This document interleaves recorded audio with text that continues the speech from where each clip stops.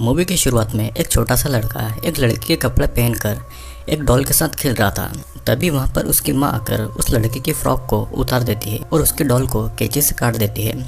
वो लेडी बहुत गुस्सा थी क्योंकि उसका बेटा लड़कियों की तरह हरकत करता था। वो लड़का बहुत रोता है और अपनी चीज़ों को ऐसा बिखरा हुआ देखकर वो बहुत गुस्से में आकर अपने लड़के होने की निशानी को ही खत्म कर देता है। मतलब कि वो अपने प्राइवेट पार्ट को ही काट डालता है। उस लड़के के चिल्लाने की आवाज़ सुनकर जब उसकी माँ रूम में आती है तो वो ये सारी चीज़ें देखकर बहुत रोती है। अब एक कहानी कुछ साल के बाद एक स्कूल में दिखाई जाती है। वहाँ पर एक टीचर बच्चों को पढ़ा रही थी जिसका नाम लिली था। लिली ठीक से सुन नहीं पाती थी और वो लोगों के लिप्स को रीड करके अपनी बातों को समझती थी। स्कूल में लिली की बहन माइकल उसे घर चलने के लिए पूछने आती है। लिली थोड़ी देर के बाद आने का बोल के उसे अपने घर भेज देती है। लेकिन थोड़ी देर बाद लिली को पता लगता है कि उसकी बहन का उसके स्कूल के सामने ही एक्सीडेंट हो गया है और अब वो नहीं रही। अपनी बहन की मौत पर लिली काफ़ी टूट गई थी और वो काफ़ी डिप्रेशन में भी चली गई थी। अपने डिप्रेशन को दूर करने के लिए लिली कैसाडागा नाम की एक जगह पर रहने के लिए आई थी। वो वहाँ पर पढ़ने के लिए आई थी। कैसाडागा में लिली के रहने का इंतज़ाम स्टेयर करती है उसी के गेस्ट हाउस में। लिली फिर अपनी एक स्टूडेंट हेली के डैड माइक से मिलती है और पहले दिन बात करते करते दोनों थोड़ा क्लोज आ जाते हैं। उन दोनों की आपस में अच्छी बन रही थी। लिली को हेली के अंदर अपनी बहन माइकल नज़र आती थी और हर रात लिली को अपनी बहन की मौत का सपना भी आया करता था। फिर एक दिन लिली जिस गेस्ट हाउस में रह रही थी वहाँ पर किसी के चिल्लाने की आवाज़ें आ रही थी। वो वहाँ पर जाकर एक रूम में देखती है तो वहाँ पर एक लड़का अपने लैपटॉप में कुछ डिस्टर्बिंग देखकर अपने आप को प्लेजर दे रहा था और ये देखकर लिली थोड़ा डर जाती है और अपने रूम में चली जाती है। एक दिन लिली के घर में हेली आर्ट सीखने के लिए आती है और माइक भी हेली के साथ में आया हुआ था और लिली माइक को अपने फैमिली एल्बम दिखाती है। माइक लिली से उसके साथ बाहर घूमने जाने के लिए पूछता है और लिली भी उसके साथ जाने के लिए हाँ कर देती है। लिली माइक के साथ में एक बार में जाती है जहाँ पर वो माइक के दो दोस्त ऑड और क्रिस से मिलती है। फिर क्रिस उन सबको एक साइकिक के बारे में बताती है जो कि भूत से बात कर सकती थी और वे सभी उस साइकिक से मिलने के लिए निकल जाते हैं। वे जब वहाँ पर पहुँचते हैं तो साइकिक का एक आदमी मैक्सवेल उनसे $500 मांगता है अंदर एंट्री करने के लिए। वे सभी वहाँ से जाने ही वाले थे लेकिन लिली अपनी बहन माइकल की आत्मा से बात करने के लिए $500 देकर वहाँ की एंट्री कर लेती है। फिर अंदर आकर सब साइकिक से मिलते हैं जिसका नाम सुजैन था। सुजैन माइकल की आत्मा से बातें कर रही थी। लिली को सुनाई नहीं देता था लेकिन फिर भी उसे माइकल की आत्मा की आवाज़ सुनाई दे रही थी। लेकिन एक दूसरी आत्मा भी लिली से बात करना चाहती थी। सुजैन उस आत्मा को काबू करने की कोशिश करती है लेकिन वो आत्मा लिली को अपने बस में कर लेती है और लिली इस कारण बेहोश हो जाती है। सुजैन भी कुछ टाइम के बाद में बेहोश हो जाती है और फिर थोड़ी देर में लिली को होश आता है। अब कुछ समय के बाद में लिली को होश आता है। माइक उसे घर ले जाने वाला था लेकिन मैक्सवेल उसे ऐसा करने से रोक देता है क्योंकि लिली अभी भी किसी आत्मा के कंट्रोल में हो सकती है और सभी को सुजैन के होश में आने तक रुककर सुजैन से पूछताछ करनी चाहिए। मैक्स नहीं मानता और लिली को वहाँ से ले जाता है। अब यहाँ पर रात को लिली अपनी नींद से उठ जाती है और उसे एक आत्मा दिखाई देती है। लिली रूम की लाइट ऑन करती है लेकिन उसे फिर कोई नज़र नहीं आता।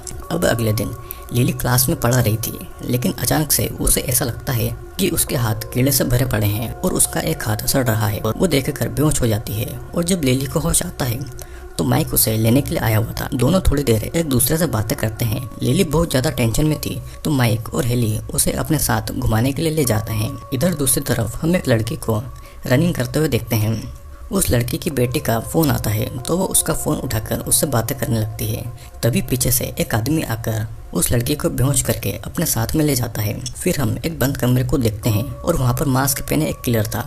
वो उस लड़की का पैर काट डालता है और वो उसके पैरों को किसी चीज़ की मदद से ऐसा जोड़ता है जिससे कि वो लड़की अब एक पपेट जैसी लग रही थी।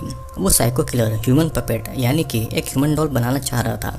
फिर इधर हम देखते हैं कि लिली और माइक दोनों घूमने फिरने आए हैं और थोड़ी मस्ती करने के बाद में माइक लिली को अपने घर ले आता है। घर आने के बाद में लिली माइक के घर की चीज़ों को देखने लगती है और वो रात को वो थोड़ा बात करते हैं। दोनों बात करते करते एक दूसरे के बहुत क्लोज आ जाते हैं। धीरे धीरे वो दोनों इंटीमेट हो रहे थे लेकिन उनको ये सब करते हुए कोई आत्मा दूर खड़ी हुई देख रही थी। फिर अगली सुबह लिली पेंटिंग बनाने के लिए घर से गेस्ट हाउस की तरफ चली जाती है और वहाँ पर अंदर जाते ही क्रिस नाम का एक आदमी उसे पीछे से आवाज़ लगाता है कि ये गेस्ट हाउस उसी का था और उसी ने बनाया था। लिली भी उसे अपने बारे में बताती है और क्रिस कहता है कि 4 साल पहले यहाँ पर एक लड़की रहने के लिए आई थी, लेकिन वो अचानक से गायब हो गई। फिर लिली अपने रूम में जो इस मिसिंग इंसिडेंट के बारे में ढूंढती है तो उसे पता लगता है कि गायब हुई लड़की का नाम जेनिफर था और ये वही लड़की है जिसकी आत्मा लिली को नजर आई हुई थी। इसके बाद में लिली अपने किचन में जाती है और दूध पीती है, लेकिन वो ये देखती है कि उस दूध के अंदर कीड़े ही कीड़े भरे पड़े हैं। तभी जेनिफर की आत्मा आके वहाँ पे लिली को कुछ सीन दिखाती है और तभी लिली वहाँ पर बेहोश हो जाती है।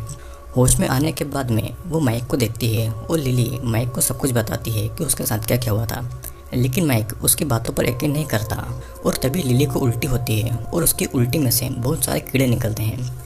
ये सब देखकर माइक भी डर गया था, जिसके बाद में लिली कैसाडागा छोड़कर जाने वाली थी, लेकिन जेनिफर लिली की कार का एक्सीडेंट करा देती है। ये सब देखने के बाद में माइक लिली को सुजैन नाम की उसी साइकिक के पास ले जाता है।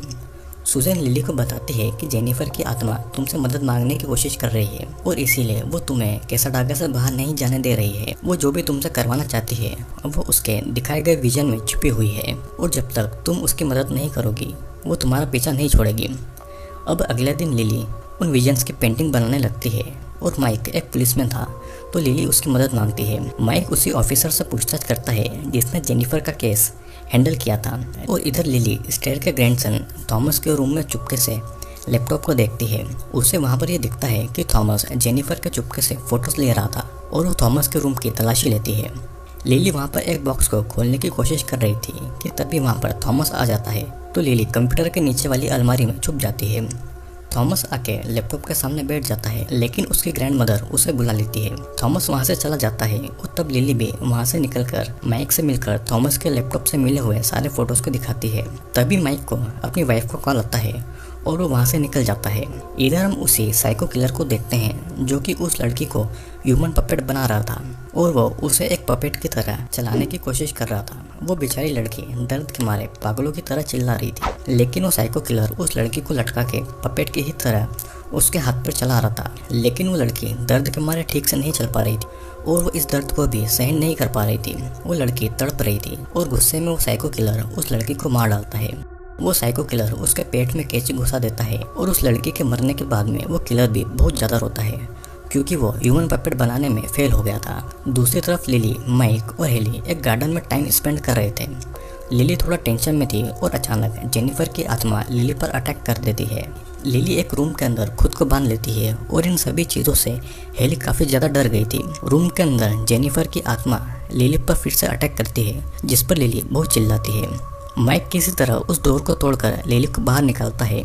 लिली जो कि बेहोश हो गई थी वो अब होश में आकर बहुत ज़्यादा रोती है। अब अगले दिन लिली के पास में माइक आता है और कहता है कि वो उससे ब्रेकअप करना चाहता है। वो उससे कभी नहीं मिलेगा क्योंकि लिली की दिमागी हालत के कारण हेली को उससे अब डर लगने लगा था। माइक हेली को नहीं खोना चाहता था और ये सब कहकर वो वहाँ से चला जाता है। लिली ये सुनकर बहुत ज़्यादा रोती है और वो गुस्से में अपनी बनाई हुई पेंटिंग्स फेंकने लगती है और तभी जब वो जमीन पर पड़ी हुई पेंटिंग्स को जोड़कर देखती है लिली को वही ग्रीन हाउस नजर आता है और लिली उसी ग्रीन हाउस के लिए निकल जाती है। उस ग्रीन हाउस का दरवाजा तोड़ के वो अंदर चली जाती है और अंदर जाके वो सभी जगहों की तलाशी लेने लगती है, लेकिन उसे वहाँ पर कुछ नहीं मिलता। उसे वहाँ पर बेसमेंट में जाने का डोर मिलता है और वो बेसमेंट में उस डोर से चली जाती है। वहाँ पर वो देखती है कि जेनिफर की लाश अभी भी लटकी है और तभी जेनिफर की आत्मा लिली को फिर से विजन दिखाती है, जिसमें ये दिखाया गया था कि एक दिन जेनिफर पार्क में थी।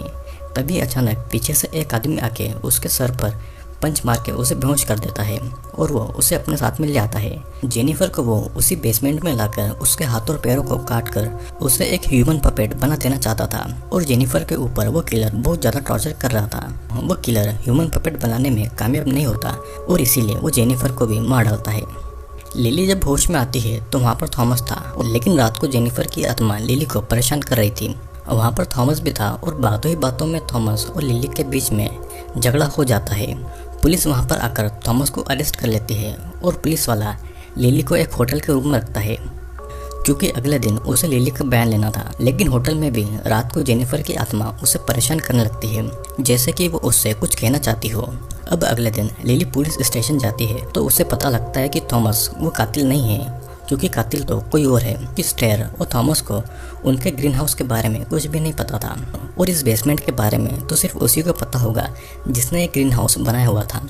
वो पुलिस वाला और लिली क्रिस के पास चले जाते हैं और वो लिली को कार में ही लॉक करके पुलिस वाला अंदर जाता है। वो क्रिस से पूछताछ करता है और पूछताछ करते ही उस पुलिस वाले को क्रिस पर शक होता है। तब क्रिस एक हथियार से पुलिस वाले पर अटैक कर देता है, जिससे कि पुलिस वाला वहीं पर गिर जाता है और तब क्रिस उसी की गन से पुलिस वाले को मार डालता है। लिली कार से निकलने की कोशिश करती है, लेकिन कार लॉक थी और तब कार में क्रिस बेहोशी की दवा डालता है, जिससे कि लिली वहीं पर बेहोश हो जाती है। यहाँ पर हमें पता लगता है कि क्रिस ही वो साइको किलर है। और फिल्म की शुरुआत में हम जिस छोटे लड़के को देखते हैं वो क्रिस ही था और उसे अपने डॉल के ऊपर इतना ज़्यादा ऑब्सेशन बढ़ गया था कि बड़े होने पर वो वही ह्यूमन पपेट बनाना चाहता था।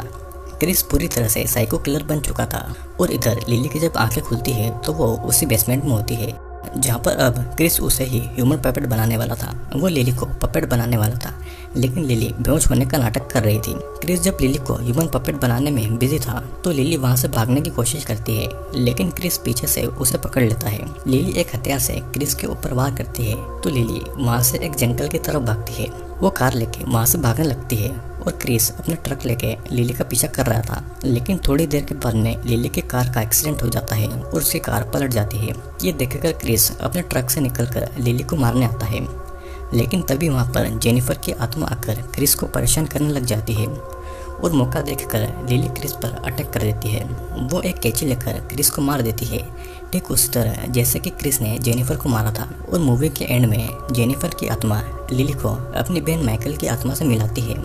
लिली आखिरी बार अपनी बहन से बात करती है और फिर जेनिफर और माइकल की आत्मा को मुक्ति मिल जाती है और इसी के साथ में ये मूवी यहीं पर एंड हो जाती है।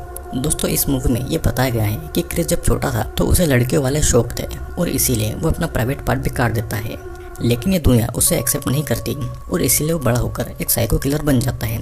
दूसरी तरफ हम एक बेरी लड़की लिली को देखते हैं जिसकी बहन की एक एक्सीडेंट में मौत हो गई थी। लिली कैसाडा का नाम की एक जगह पर आती है क्योंकि वो बहुत ज़्यादा डिप्रेस्ड थी और वहाँ पर वो एक साइकिक से मिलकर अपनी बहन से बातें करने की कोशिश करती है, लेकिन उसकी बहन से पहले जेनिफर नाम की एक दूसरी आत्मा उस पर कब्जा कर लेती है और जेनिफर उसी लड़की की आत्मा थी जिसे क्रिस ने मारा था।